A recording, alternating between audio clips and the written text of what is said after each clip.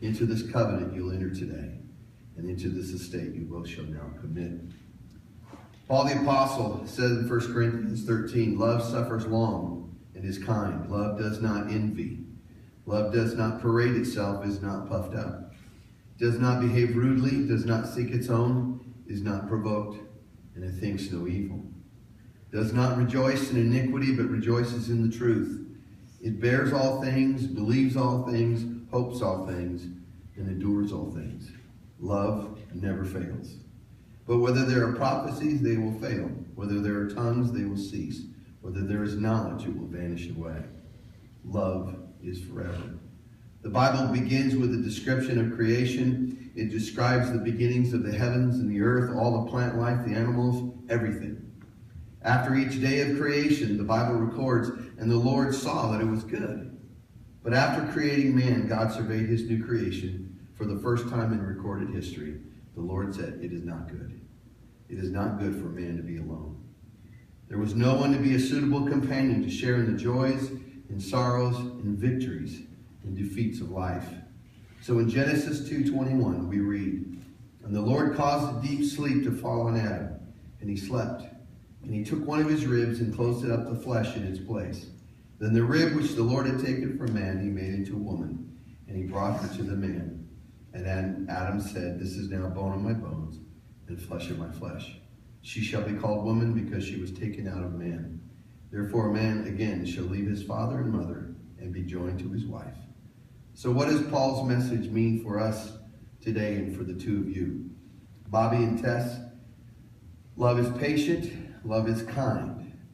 There are going to be times when you'll be stressed out or frustrated, but try to remember not to take it out on each other, because love is what brought you together. And Tess and Bobby, love is what will keep you together. Love is not jealous or boastful. Don't be jealous of each other's successes in life, but be proud of one another. Encourage one another. Love does not behave rudely. Sometimes we say things or do things to our spouse that we would not say to anybody else. So I'm asking you, Bobby, to treasure her and to speak kind words, loving words. Tess, I'm asking you to respect him and to love him and to speak kind words to him. Love does not seek its own. There are going to be times when one of you or both of you are going to want your own way. Marriage is sometimes about compromise, but always, always about communication. Love is not provoked. It's not looking for a fight, not looking for an argument. Because in marriage, unless you're both perfect, there are always going to be something he does or she does that's going to drive you nuts. And when it does, that's when you have to draw upon the fact that you love each other. And sometimes, guys, love means keeping your mouth shut. You have to look past that all and remember what brought you together. Love thinks no evil, does not jump to conclusions. Once again, communication is the key. Love does not rejoice in iniquity, but rejoices in the truth. Do not rejoice in your spouse's mistakes, even if you were right and your spouse was wrong. But help each other, be there for each other, and help each other to make the right choices. Paul sums up this beautiful description of love with these words. Love bears all things. It believes all things. It hopes all things. And it endures all things. In other words, love never gives up. It hangs on. You can count on it. How can you best show love? There's a lot of expressions. The first one is time. 1 Thessalonians 2:8 says, we love you so much that we're delighted to share with you not only the gospel of God, but our lives as well, because you've become so dear to us. To prove his love for her, this young man one time swam the deepest river, crossed the widest desert, and climbed the highest mountain. She divorced him because he was never home. So Bobby, spend time with your wife. Love her, cherish her. And can I just throw this in? Work, while important to pay the bills, does not take the place of your relationship. So if you have a choice between the two, always choose your wife. Always choose those times. Galatians 6:2 says, bear one another's burdens and so fulfill the law of Christ. You will become one. Now more than ever, you will share in one another's burdens. You should be there for one another. Hebrews 3:13 says we're to encourage one another daily. Sometimes couples forget to compliment each other for the things they do. Give your time to each other in service. Give your time to each other in the fun stuff.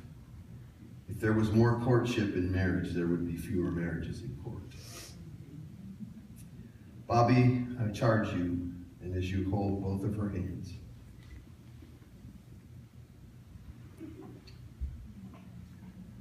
Bobby, will you have this woman to be your wedded wife, to live together after God's ordinance in the holy estate of matrimony? Will you love her, comfort her, and honor her, keep her in sickness and in health? And will you forsake all others, keep only unto her, as long as you both shall live? If you do, say I will. Well. Tess, will you have this man to be your wedded husband, to live together after God's ordinance in the holy estate of matrimony? Will you love him, comfort him, and honor him, and keep him in sickness and in health? And will you forsake all others and keep him unto you, so long as you both shall live? What token do you offer that will faithfully fulfill these vows?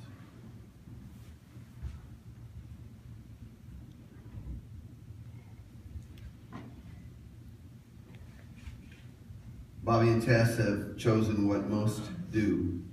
It is the ring. It is the circle. It's the emblem of eternity. It's made of white gold. Gold is the type of that which is least tarnished and most enduring, and showing how lasting your love should be, and your faith, which is now mutually pledged. Bobby, would you take this ring, place it on Tess's left hand, and would you repeat after me? With this ring, I thee wed. And today, I give you my love and my devotion, as long as we both shall live. Tess, would you take this ring, place it on Bobby's left hand, and would you repeat after me? With this ring, I thee wed. And today, I give you my love and devotion, as long as we both shall live. Since you have committed yourselves to a lifelong love before God and these witnesses, and since you have agreed to meet the needs of each other as long as you both shall live, and you have made your intentions public, acting in the authority vested in me by the state of California, by God and by his church, I now pronounce you man and wife. You may kiss the bride.